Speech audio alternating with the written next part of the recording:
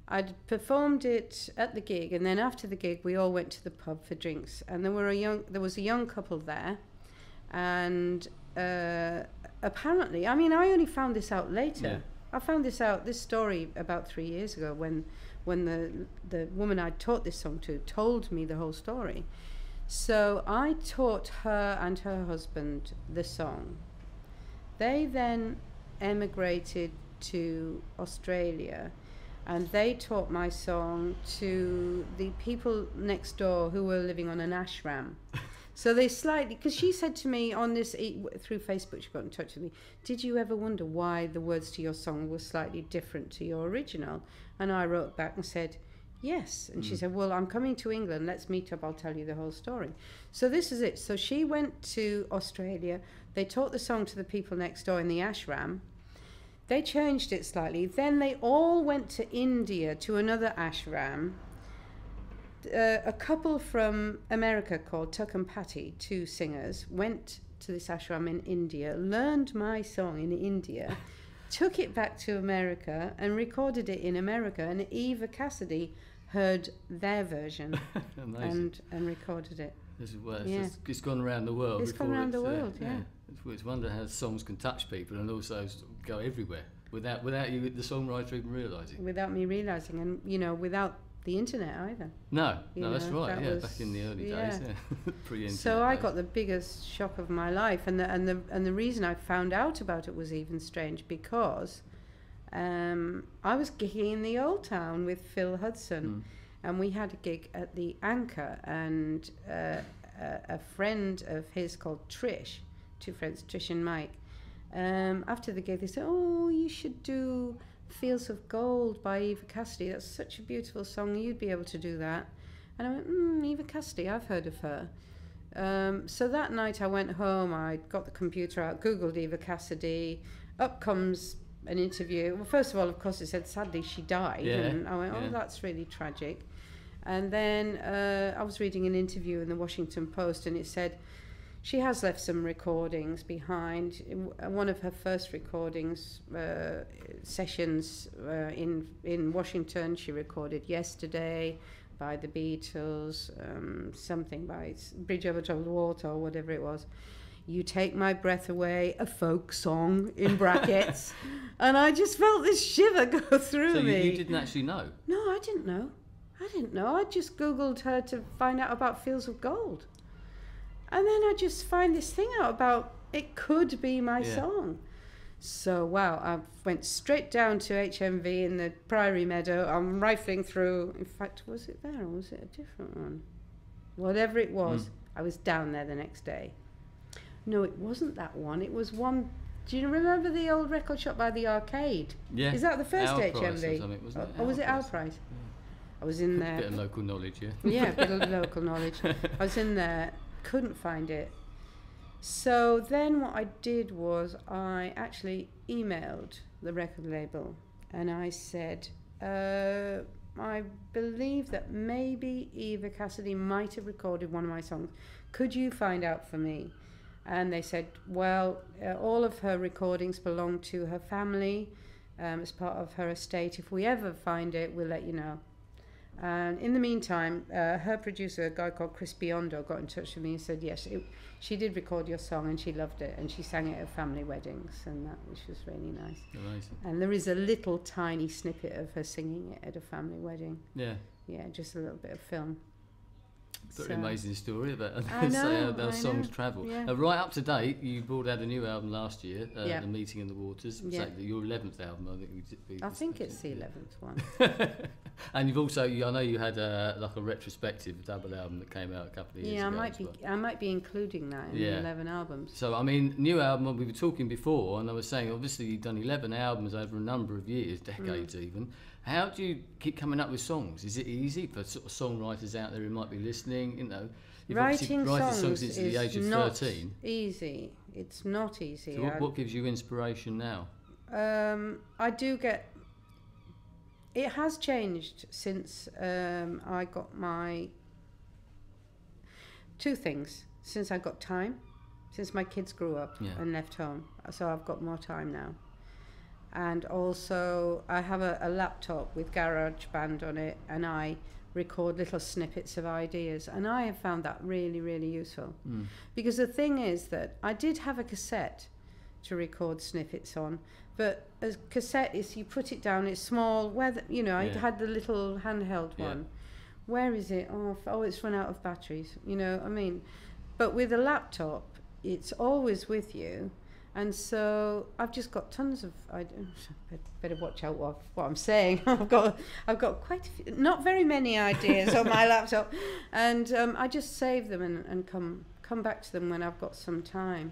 So you're saying, I mean, so the new album, sort of 10 songs or so, are they sort of new songs, or are they revisiting some that you've had sitting around for maybe a long time, and it's little snippets and you hear that and think, oh, quite like that, I'll finish that off now, or something gets the inspiration going again. Yeah, absolutely. On The Meeting of the Waters, for instance, classic case in point. I went to Ireland some years ago, and we went to a place called The Meeting of the Waters, and it's such a beautiful lyrical phrase. I remember at the time thinking, oh, I really want to write a song called The Meeting of the Waters. So I wrote one verse. So we're talking like 10 years ago, I wrote one verse. And then 10 years later, I finished the song, you know, and wrote the whole thing in a night. Finished it. Once I decided I was going to finish the song, I sat down and finished it. But you know, I mean, I'm not one of these jobbing songwriters that, oh, it's Monday, right, let's write a song. It's not a 9 to 5 like some people do. It's not a 9 to 5 like some people do. Yeah, keep bashing songs out and hope that one sticks, I suppose. Yeah, no, I don't really kind of like that idea. You know, I think you know, it's better to craft a song properly. But I mean, I can teach songwriting, because there is a, you know, a method that you can use at any time to write a song.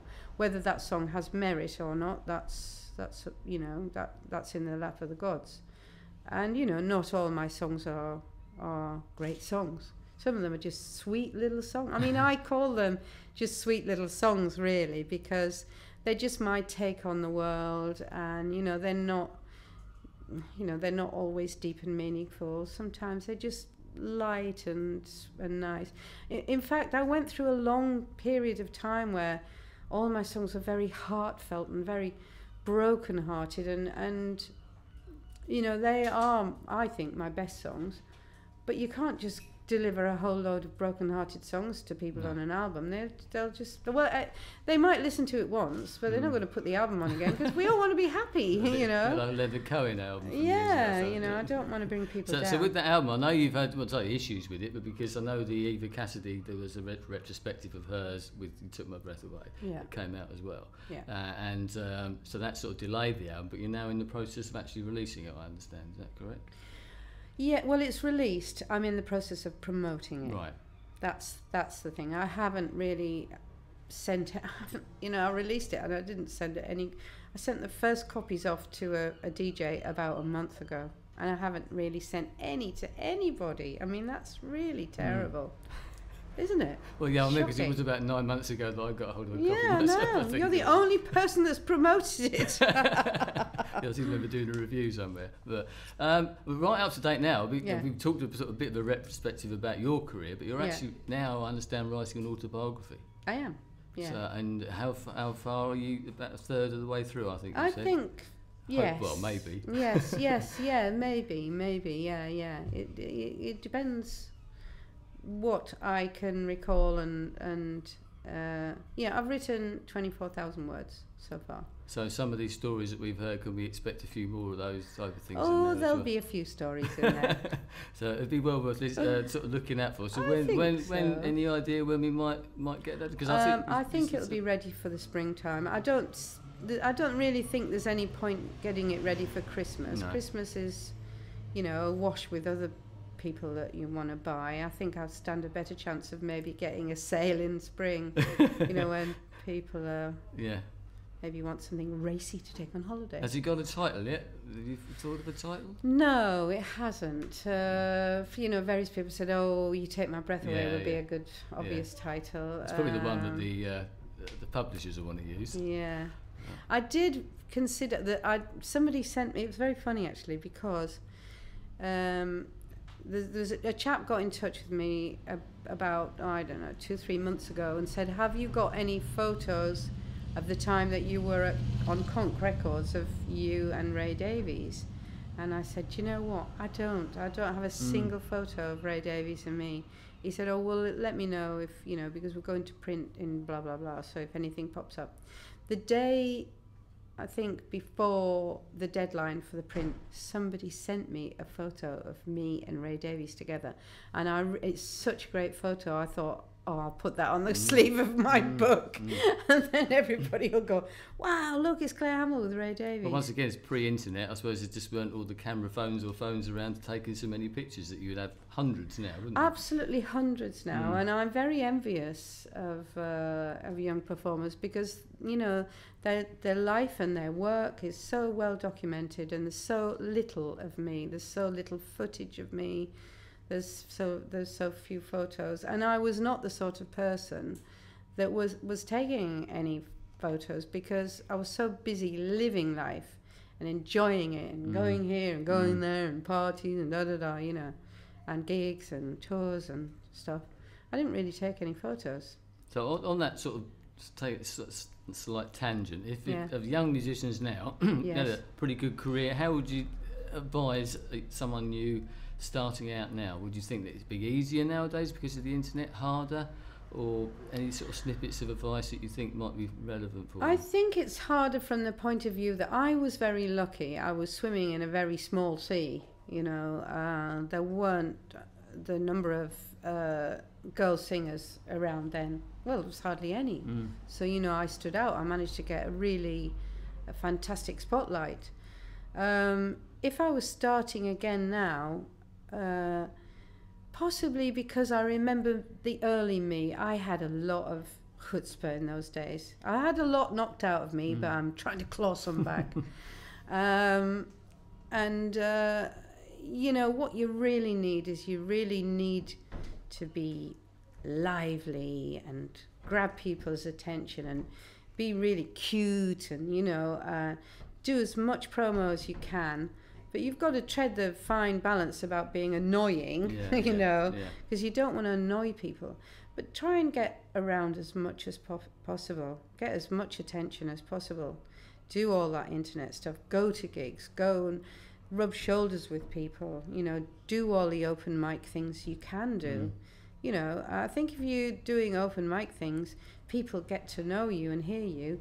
And then they go, oh, there's that lass, you know, the one with the great voice. What happened to you can still happen now, being seen in a absolutely. I mean, if I possibly now, I'd end up as, I possibly would be a teacher now, you know, because really that's quite a good career path. I mean, actually, if it was me now, you see, because I'd wanted to be an actress, and being an actress is like so difficult.